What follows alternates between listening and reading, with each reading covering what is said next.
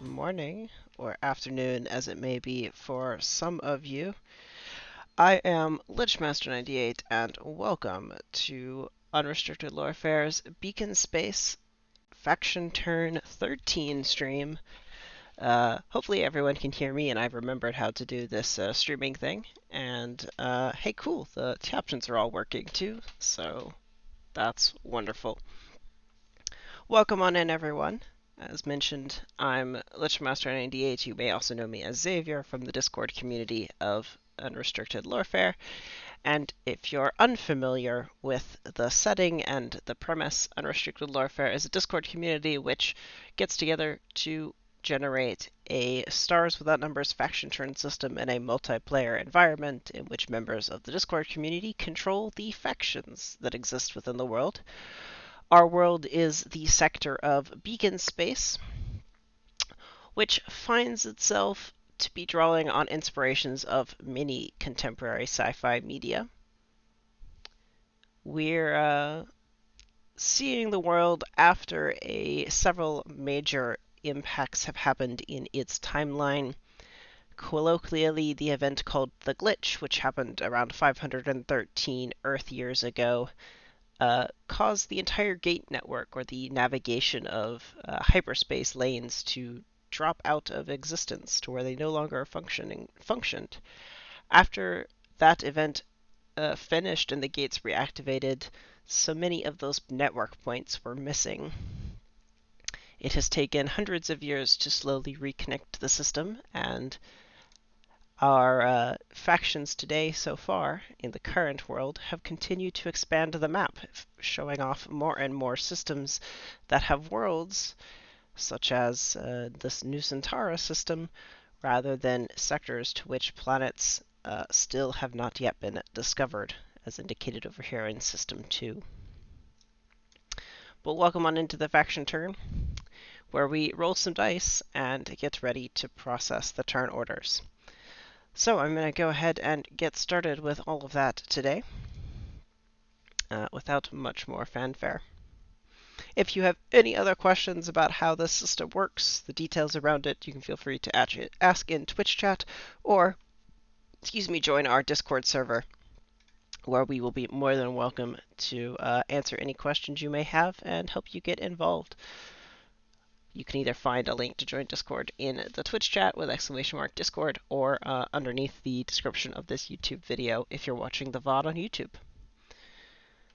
With that, let's go ahead and get started today. We're going to get started with a resolution of our Tellus Terra Group vote, as was proposed last month. That was Terraforming Decision 4, where the Tellus Terra Group initiative needed to make a final selection to pick a planet tag for the planet of Tellus, which exists in 0909 Center Sector, the center of Beacon Space, as dictated by many maps of the area. There were two choices for planet tags for Tellus available. It was Seagoing Cities or Trade Hub, down from the initial 5 options as was proposed many votes ago. The results of this vote are as followed, where 6 factions voted for Seagoing Cities, 2 factions voted for Trade Hub, and 1 faction abstained from making a selection. So because of that, we'll head on over to our spreadsheet, the truth of all, or the source of all truth in the system, until at least until said otherwise, as we'll take a look here and update Tellus, where we'll scroll all the way down and add a faction tag down here for Seagoing.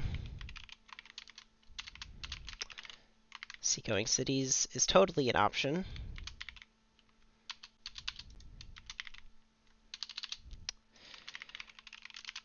We'll figure out why that's not in my validation list at some point, but that's not important. I know it exists, and therefore we'll just type it in manually. But that has now been added to the world of Tellus as a planet tag as part of the terraforming process that has occurred on the planet.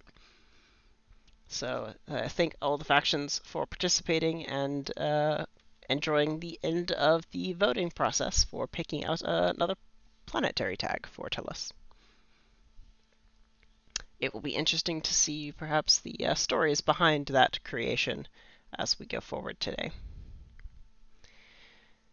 As we continue, is the text for the actual spreadsheet large enough for people to read? I can make it larger. If not, just somebody let me know in Twitch chat. It can be hard to tell on the OBS preview if it's actually clear enough to see or not. But with that, we'll go ahead and get started with the faction actions, where I have this month prepared slightly more in advance, where we have all the factions already in order, and I have updated with the trades that happened this past month. Some faction credits traded hands, as well as a smuggler's asset has been moved from the Starlit Court to Ascent's control. But today we're going to get started with the Assembled Commonwealth in spot number 1. They are going to not take a goal, and then they will receive their 6 faction credits of income before they take the buy asset turn. So we're going to have them come over here, give them their 6 credits, bringing them up to a balance of 29. If people said larger would be useful, let me see. That may be slightly too big. Is that good enough? Or do I need to go larger? We'll go slightly larger, just so that it's hopefully not a problem. Okay, cool. I'm going to move on with this size, and we'll enlarge it if needed. So that takes Assembled Commonwealth up to 29 faction credits. They're then going to take care of a asset purchase, where they're going to buy a commodities broker on Mancuraniti. This is a planet under their control, so they don't need there's no other planetary government to say, no, they can't make this purchase. So we'll just insert this right here. The Assembled Commonwealth is buying a commodities broker. This would generally cost 20 faction credits. However, there is a trick up the Assembled Commonwealth sleeve where they have already some previous commodities brokers to give them a discount. They actually had a total discount available to them of 23, but they can only discount a asset cost up to half of its original cost. So commodities brokers cost 20, so this goes down to 10 faction credits, and all this discount is used. And this should be placed on Mancuraniti, and then given the purchase sickness tag. And the previous extended theater they made last turn, purchased last turn, can be marked as cleared. I'm going to go ahead and mark Ascents while I'm at it. This trade sickness sticks around, however. Cool. Let's go charge them for that purchase, bringing them down to 19 faction credits. Then we're going to take advantage of one of the map modifications that exists nowadays, and they are going to attempt to increase the tech level of Mancuraniti, which is a roll on here at difficulty 11. So it is a DC 11 target. They can only up or lower the tech level of a planet by 1 level per attempt. So they'll be taking it up from TL2 to TL3 if they succeed. And they need to have an asset or a base of influence on the planet, which is equal to or greater than the target level. I think this should just be asset. Bases of influences don't have TLs, I don't believe. But that is the role they are going for, and they are going to receive a +4 from their constellation, the Aether Reach here, which gives them a +4 condition. So let's go roll that D10 +4 as our first roll for the session today. Or D10 +4 for, while we're starting off the session, great, with a 10 on that roll, giving them a total of 14. So that is a success. So let's go increase Mancuraniti's tech level from TL2 to TL3. And yes, I realize I'm editing things that shouldn't be. And that will take care of that. Oops. Then I'll want to make a note here that that roll was successful for them, just so that it is appropriately noted. So this was D10 plus 4 equals 14 versus DC 11, success. Congratulations to them. And then for their currently ongoing faction quest, I had asked them to assign an extended theater asset to side with one side of their quest, supporting one side or other of the Civil War. As we got slightly off track last turn, so this gets us back on what is supposed to be the correct asset assignment turns. And they have chosen to assign the extended theater with the Republicans, which gives that Republican side a second black dice in the sort of the black dice in the successes, such as you would see in a system like Burning Wheel, where a 4, 5, or 6 would be a success on that dice, a 3 or greater on a gray dice, and then 2 or greater on a white dice at the end when the quest finishes up and there's a final roll at the end. I'd like to thank the Assembled Commonwealth for their turn, and we'll move right on along to the Amelhart Institute, who is second this faction turn.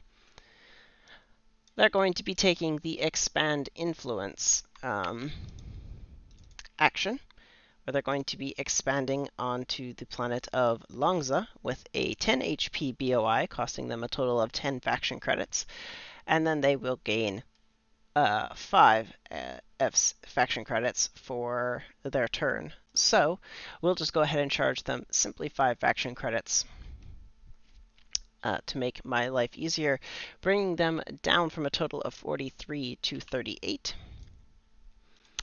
The planet of Longza, which is probably best looked at on the map here, does have an asset from the Larkspur Combine, which is currently stealthed. So the Combine have chosen not to oppose this expansion, and therefore the Amelhart Institute are going to get to place this without contest. So this 10 HP BOI for the Amelhart Institute is successfully created. Base of Influence. It's going to have 10 HP, and it is going to be located on Longza. Perfect. They've already been charged for it, so that's a great setup. They do complete their goal of Expand Influence, gaining them 1 experience, giving them a total of 13. And that rapidly completes their turn, so we'll move right along to the Children of the Vein. They are not going to be taking a goal this turn, much like the Commonwealth, but they instead will be taking the Seize Planet action after they receive 7 faction credits of income. Let's go give them their income and then move right along to figuring out their Seize actions. Gaining 7 brings them up to 38 faction credits. And then they are going to be seizing the planet AQ, which I believe is right up here, but they have this strike fleet. So that is going to start a seize of planet AQ. So we'll make notes for that here. Seize, if I can spell, seize planet AQ. Their progress is going to become 1 out of 3. There's nobody to oppose there. And then next up, they're going to activate an extended theater asset that they currently have located on Moss, right here. One of these. It does not matter which one, but there are 2 here. So the first one is activating to move the Grav Tank formation that is currently on Heliocytus back here, to move that to Tellus, which is a perfectly valid movement for this extended theater. That costs 1 faction credit, and there is a second interaction here where the planet of Tellus has a base of influence owned by the Tohora Y, and the Tohora, or sorry, excuse me, Tohora Fa'i, and the Tohora have the Pirates faction tag, which would normally say that any movement onto a world in which this faction has a base of influence costs an extra faction credit that Tohora would collect. However, Tellus and Children of the Vein has a bank which allows them to ignore this faction credit cost. So this move only costs 1 faction credit, and the Grav Tank moves over. Before we go record that on the spreadsheet, there is a second extended theater asset on Moss that is also activating to move the bank that is currently located on Tellus onto the planet of Icaros, which costs 1 faction credit as well. So let's go take care of both of those, starting off by charging the balance, taking them down to 36 for both of those movements. And then we will find the grav tank formation that is currently on Heliocytus right here, and we're going to move the Herald of God then to Tellus. And then we're going to move the bank that is currently located on Tellus, which is the New Eden Gene Bank currently, but perhaps that'll change, and that is moving to Icaros. Then the Children of the Vein are going to take advantage of a planet tag that the planet Tellus has, which says once per turn, the planetary governor faction may heal 1 HP per turn on an asset. So they have chosen to activate that on a pre-tech infantry unit that they have currently located on Tellus. You can find that actually this unit is at full HP, but they're probably including this as a safety net because you can always activate it and it just won't trigger if it's not needed. Then next, on their turn, they're going to be taking care of the first action of their quest, which was announced in the Discord channel the end of last turn, since I missed the accidental announcement on stream. They are going to be establishing a missionary clinic on the planet of Moss. The Larkspur Combine were given the option to they're actually given the option to support the creation of this missionary clinic, and if they do, the Children of the Vein receive a bonus on their roll. The Larkspur Combine have decided to support this initiative, so this roll is a D10 roll against a difficulty 8, where there is a +2 bonus from being welcome by the Larkspur Combine, the planetary governor controllers, and the Children of the Vein are also spending 4 faction credits on this roll to gain a +4, giving a total bonus of a +6. This roll is a total of a 12, which beats DC 8, establishing 1 missionary clinic on Moss. So let's go, first off, record the success of this first roll. So that was a D10 plus 6 equals 12, which is a success versus the DC of 8. Now we will go record, I guess, in the notes column on the planet of Moss, right here, that this has a Children of the Vein missionary clinic. This is only a lore establishment. There's nothing specifically mechanical for the Larkspur the Combine on the creation of this missionary clinic. It just allows the Children of the Vein to continue to make progress towards their quest, where they now get to roll a 1d6 minus 1, given they have 1 clinic established, to see how much their quest clock progresses, which they need to reach 66 on. So their quest clock progresses to 3 out of 66. Quest clock, 3 out of 66. The audio is a bit rustly. Huh. Interesting.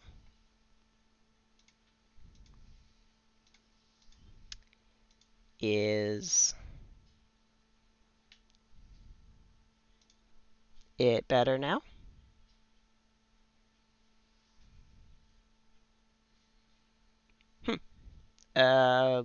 Interesting. We'll have to see if the audio is hopefully improved.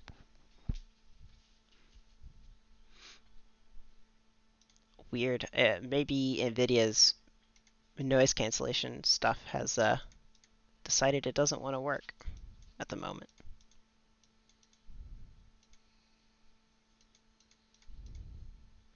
Anyway, we'll keep going and hopefully that will resolve itself. Cool. I believe that wraps up the Children of the Vein's turn. Let me just double check that. Yes, it does. Cool. So we will, and I've already noted they're progressive 1 out of 3 on their Cs. So we get to move right along to the Agumala Syndicate, who are 4th this turn. They are also taking a Seize Planet action. And actually, I want to check something real quick here. A planetary seizure counts as difficulty 1 if there were no opponents. Okay, great. Wanted to make sure that my note here was correct. So the Agumala Syndicate are seizing a planet, and they'll also be finishing a seize this turn, so they have taken the goal of Seize Planet, as seems to be quite common. We will go give them their 5 faction credits, and then they're going to be moving some assets around. So the Agumala Syndicate goes up to 33 faction credits. And then they're going to be moving a strike fleet from planet K to planet F, which I believe is located up here. So planet K is right here, where they have this strike fleet, and it is going to then move down here to planet F. That's going to cost them 1 faction credit, so we'll take the Agumala Syndicate down to 32, and then go move that strike fleet. That's not the one we want to move. We want this one, and it is moving to planet F. With the entire system name, thank you. That costs them their 1 faction credit. They're then going to start a seize of planet F with the strike fleet. There's nobody else there, as we just saw on the map, so they're able to do this without opposition. And then their seize of planet K will complete. So we're going to do this way, where this becomes planet F with 1. They get an XP for bringing them up to 5. And the planet map for planet F should now list them as planetary government controllers, which is the Agumala Syndicate. Perfect. That wraps up their turn, and we'll move right along.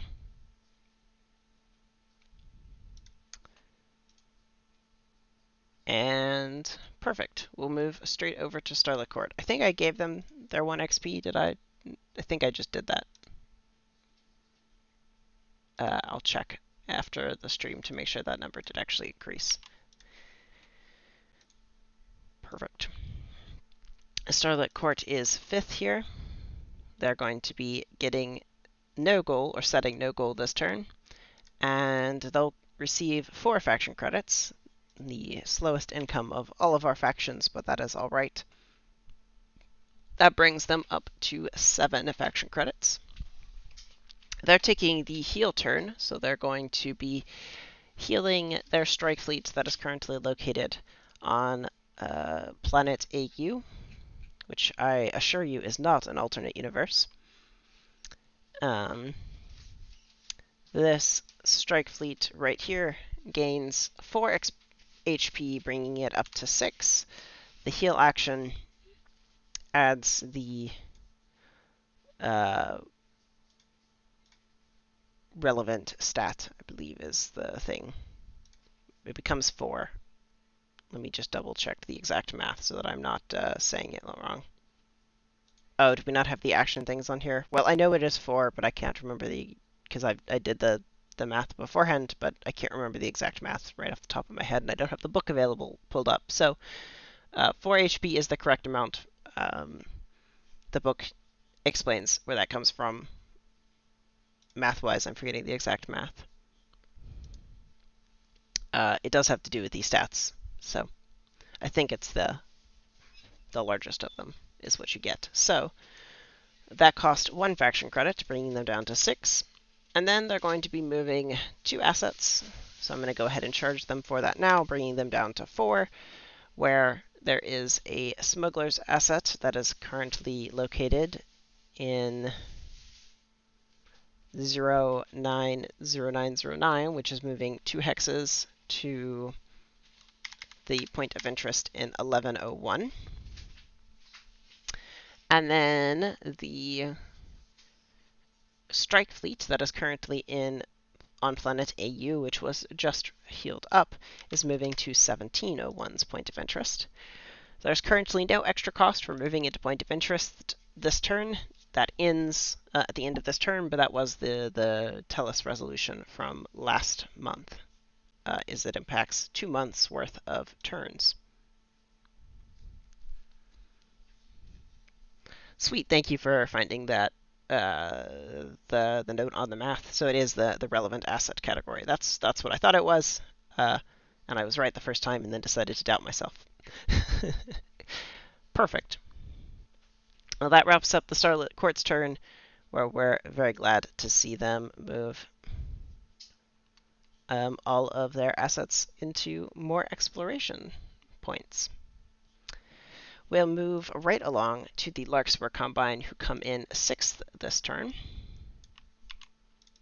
They're going to be using the same goal they have set quite frequently on their turn. They're setting the inside enemy territory goal, where they're going to now receive 5 faction credits as income to then expand a base of influence on Tellus, but at the same time they're going to move some assets around to trigger the inside enemy territory completion. So the first asset they're moving is a strike fleet from Moss, which is right here. And they are going to be moving that onto Tellus, which costs them 1 faction credit to do so, and then the Pirates tag does trigger this time, causing them to need to pay an additional faction credit to the Tohora Fa'i. And then they are moving 2 strike fleets that are also stealthed from Mankura Niti over to Idarast for an additional 2 faction credits. So let's go take care of all of those payments and give the Larkspur Combine their income. So they would go up to 30 faction credits, and they are charged a total of 4, bringing them down to 26. The Tohora Y, however, gets 1 of those faction credits, so that brings them up to 21. And then let's go move these assets around. So the first strike fleet on Moss moves to Tellus. The other 2 move to Idarast. They are all stealth. This completes the inside enemy territory goal, giving the Larkspur Combine 2 XP, bringing them up to 8. Then finally, they're going to be spending 1 more faction credit, bringing them down to 25 to build a base of influence on Tellus. All relevant parties on Tellus, best shown on the map, the Tohora Y, Ascent, and the Children of the Vein, were asked if they wanted to contest this expansion. All 3 of them said no, and therefore this expansion is going off without a hitch for the Larkspur Combine.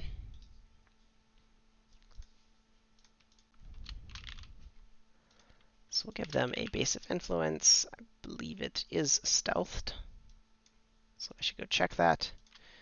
And then it'll be worth 1 HP. Oops, that was not what I wanted to do, thanks.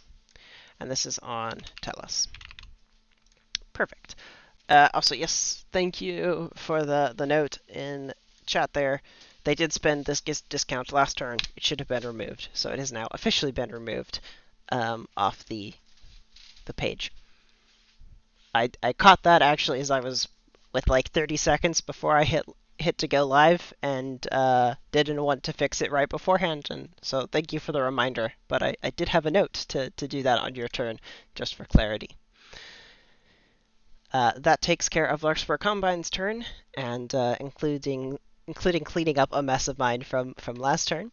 And that sounds great. We'll move right along to the Concord of Mutual Disdain, who are going to receive 5 faction credits, bringing them up to a total of 19, before they take the exploration goal and action to do some exploration. How many times can I say that in one sentence? So they're going to first move 2 strike fleets around. The first one is going to move from the 715 system, which is right down here, into the 817 system. And then I'm sure this is supposed to be explore the hex 817 actually, and then explore that hex. And then they're going to be moving a second strike fleet.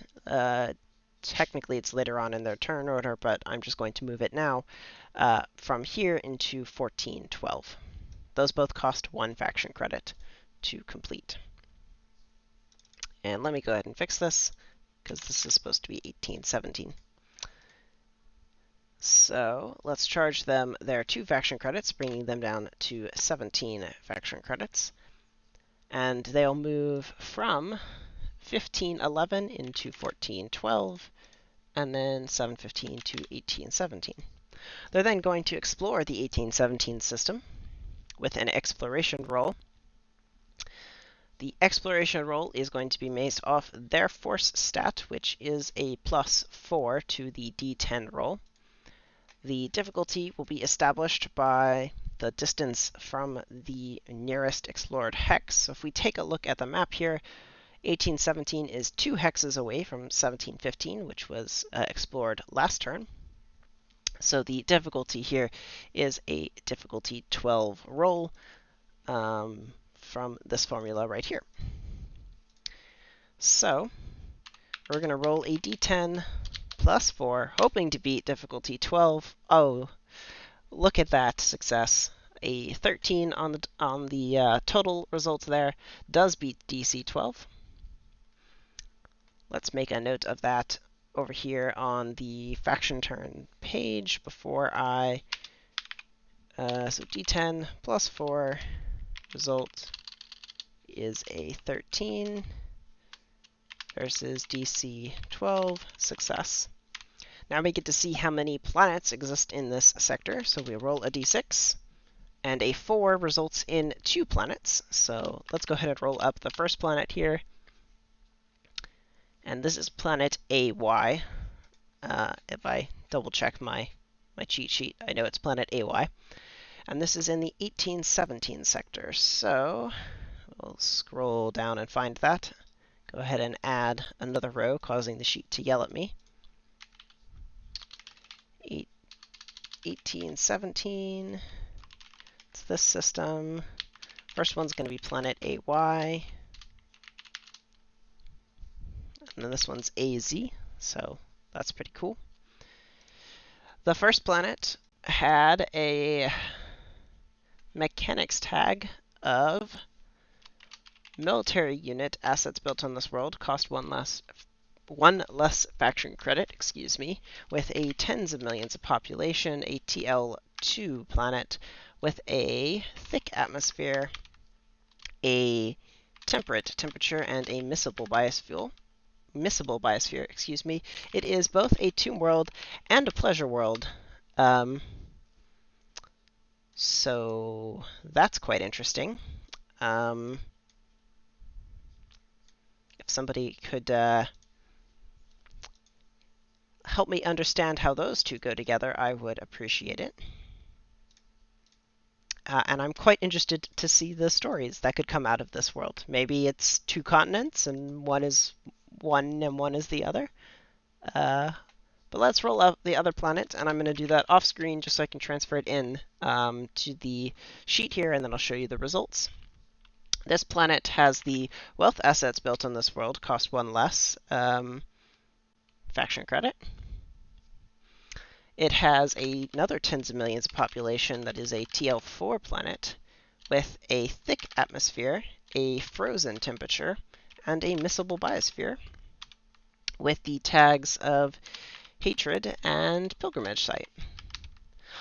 Neither planet succeeded in a 20 on the ruins roll.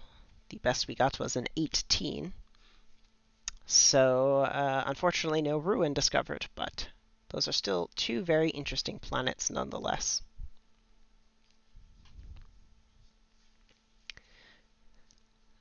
With that, let's go give the Concord of Mutual Disdain, it's 2 experience for completing an exploration, bringing them up to 8, and that will complete their turn. Yes, I'm quite excited to see they have succeeded in an exploration. They don't tend to do that too often, so that is very good for them.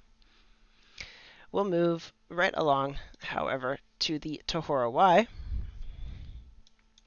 Tohora Fai, with the being in phase 8 of this faction turn. They are going to take the Expand Influence action and gain 5 faction credits. They're going to expand Influence on planet AN for a 1 HP BOI.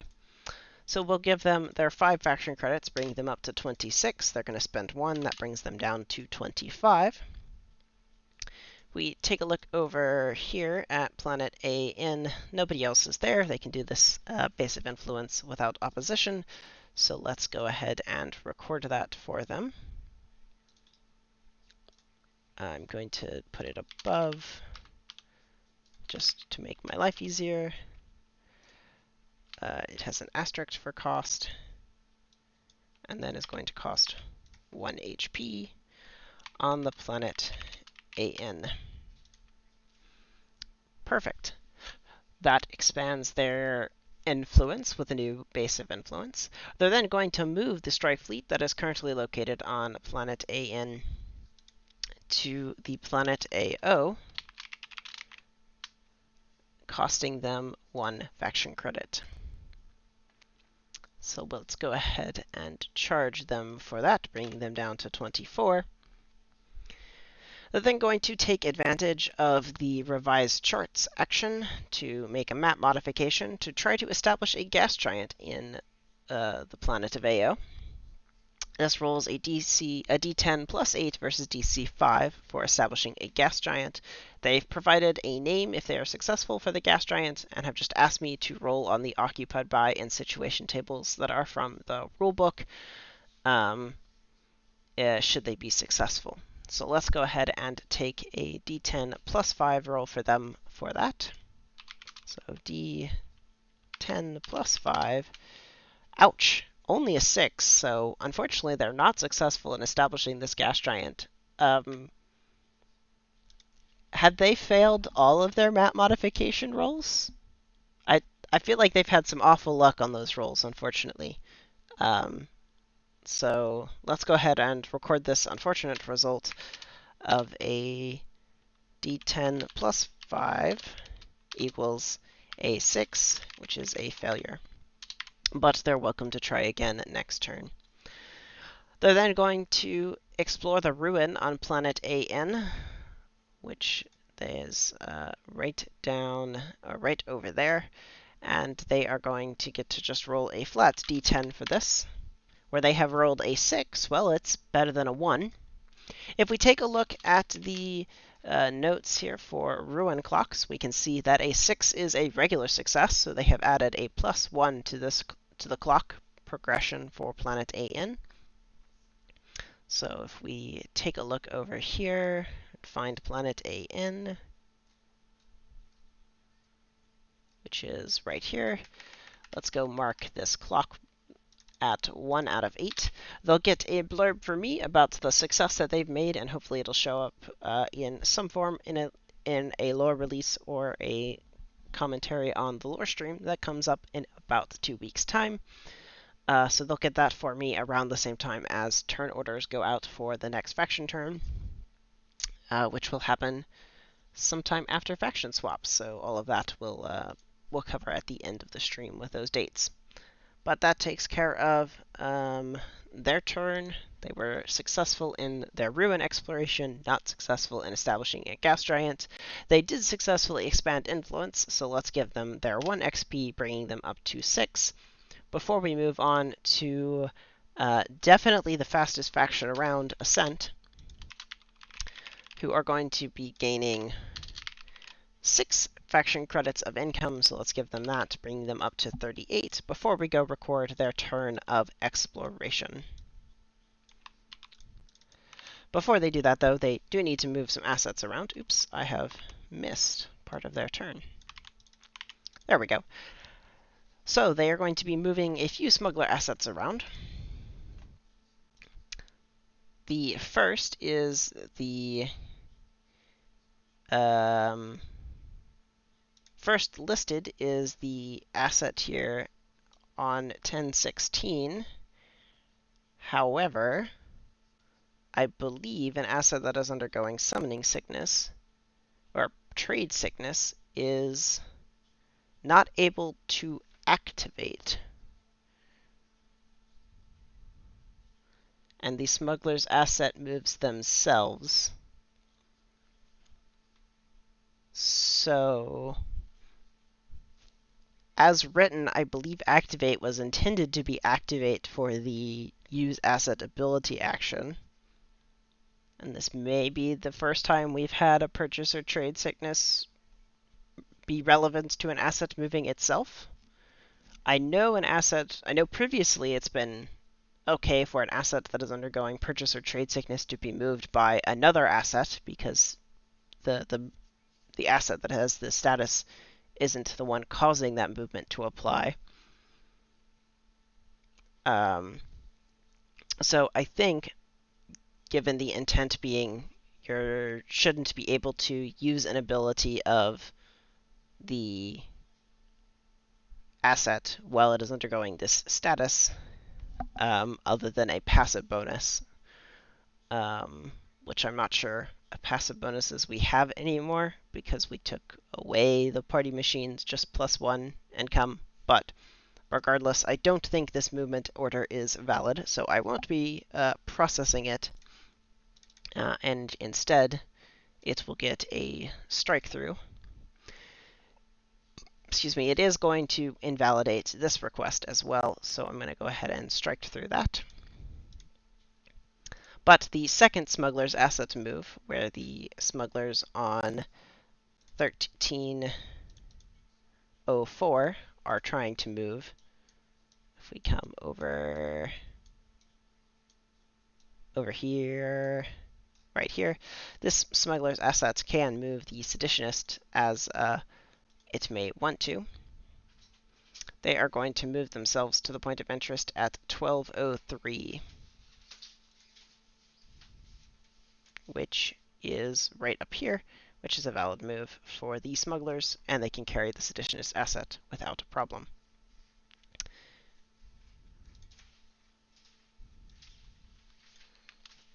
Let's fix this.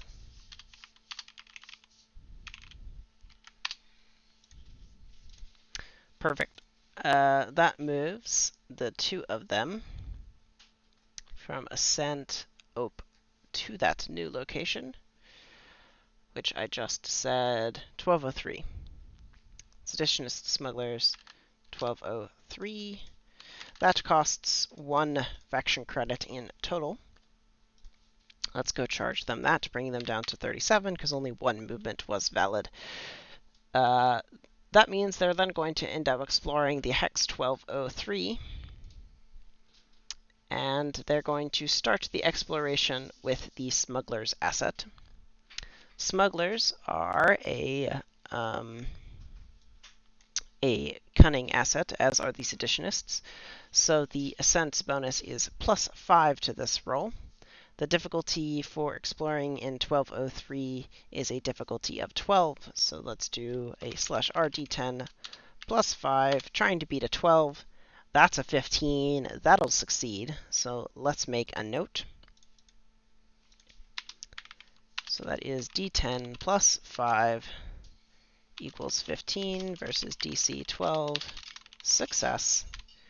Let's go figure out how many planets have been established within a D6 roll here. Another 4, that is 2 more planets. Let's roll the first one, which is a quite interesting planet. Give me just a moment so I can transfer this into the planet map here fairly easily. This was in the 1203 sector, and it is now planet BA. We've rolled over, and I need to start with a new set of planet names, and this is going to be planet BB. Hopefully Disney doesn't get mad at me for that one. But planet BA is going to have the mechanics tag of the is a +2 to, oh, I'm not going to be able to do that one, is going to be a 2 to wealth assets, losing 1 from one of their other asset caps. It has a hundreds of millions population that is TL4+, with a inert atmosphere, a temperate temperature, and a miscible biosphere, along with the tags of cultural power and robots. The ruins roll is unfortunately only an 11, so no ruin found on that planet. The second planet in this system has the mechanics tag of the controller gains 2 to cunning asset caps, losing 1 from one of the other caps, providing a home to tens of millions of people that are only TL4, with a corrosive atmosphere that is on a warm planet, oops, not variable warm, warm planet, and an immiscible biosphere, with the tags of revolutionaries and pre-tech cultists. That's quite interesting. I need to do that so that I can pull these down. Perfect. And then hide those again. That adds those planets in. The ruin roll here is only a 3. Let me pull that back up so people can take a look at it. And here are the roll results there for that second planet. That should wrap up Ascent's turn. Let me just double check my notes. Yes, it does. Let's give them their 2 experience, bringing them up to 12, as is nice for them to have. And then we need to check the asset tracker, because I think I've made some planets exist. This is now planet BA for Ascent. And I believe, yep, this is planet AY for the Concord. That should be the only assets that need to be moved from exploration this turn. So hopefully the map doesn't panic now and will refresh without issues. Cool. But with that, we get to move and thank all the factions for their submissions to the faction turn. It has been greatly appreciated. And we get to move right along.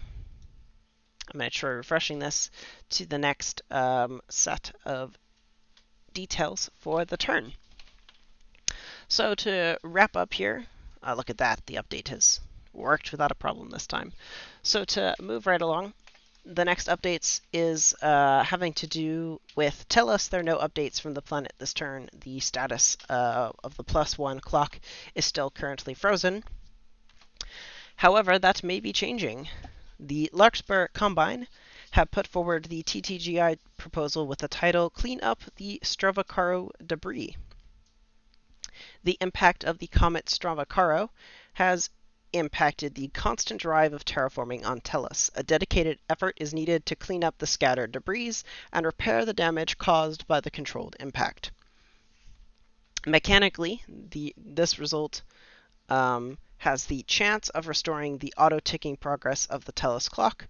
It requires a successful DC-12 roll, where a D10 plus a faction credit value will be rolled, where the faction credit amount is the total amount of faction credits contributed by all factions next turn towards this proposal. So this doesn't have a yes-no vote, but here are the details. Option 1 is you contribute faction credits to the roll. If the roll is successful, the top half of factions which contributed, rounded up, so if like 3 factions contributed, there would be 2 that would receive 1 XP. Option 2 is simply you don't contribute any faction credits to the roll.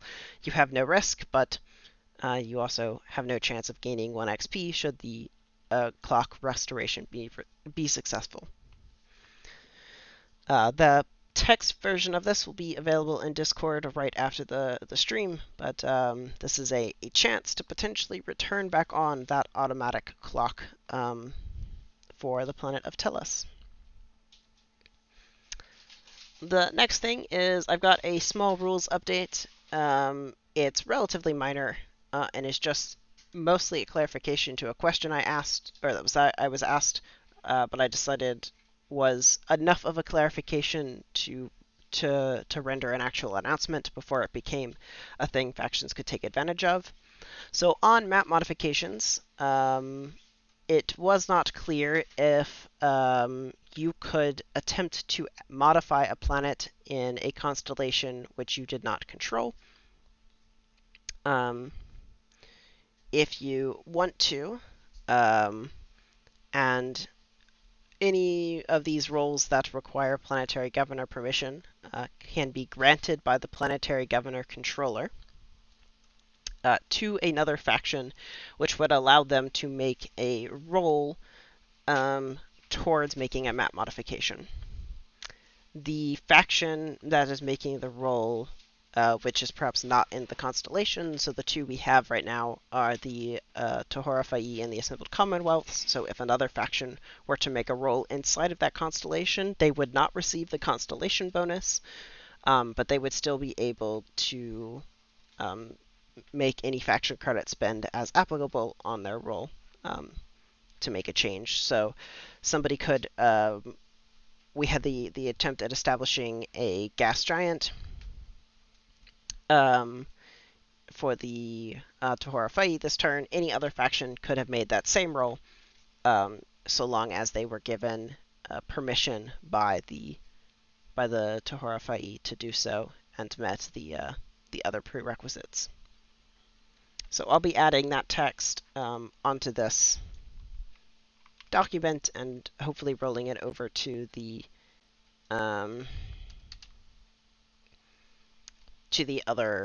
rules document in the near future. So I'm just going to title this FAQ, can I make a map modification roll for a planet controlled by another faction? Yes. And here's the text as intended.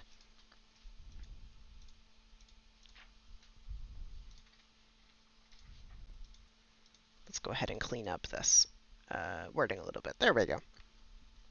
So that basically just covers what I just said, and then a clarification here that you can only make one map modification roll per turn, so you couldn't make a modification in your own constellation and in somebody else's. You can only make this free roll once per turn. With that I believe covers everything I needed to announce. So that means we're just on to updates for dates. So there are going to be more Free Agent episodes streamed very shortly. I have been unusually busy and have been unable to stream episodes, but they have still been going on. I appreciate everyone who's been participating in sessions. I know we've been having quite a lot of fun, and there are some interesting locations that are explored in some upcoming episodes. The Aguamala Syndicate created some lore about an Automacon event, and there are a collection of episodes set at Automacon. I believe there's about 3 sessions that take place there, maybe 4. And then after we're through that sort of event location, where the free agents have moved on to a new open, hot war between the Penumbra and an enemy of theirs.